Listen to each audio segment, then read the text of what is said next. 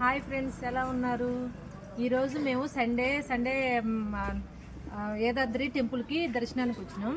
దర్శనం కాడ మేము నడిచి వస్తుంటే బయటకు వచ్చి మాకు కొండల చుట్టూ చెట్లు కనిపించాయండి.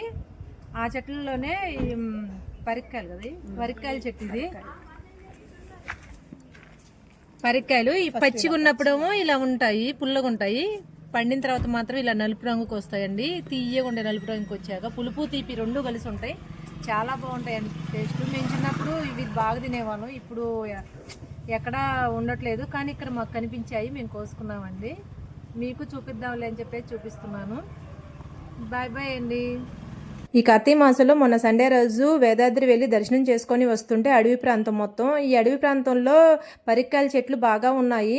ఆ పరిక్కాయలు చూసిన కాడి నుంచి మేము కోసుకొని తినాలనిపించింది. పుల్ల పుల్లగా చాలా బాగున్నాయండి, తినేసాం అక్కడే.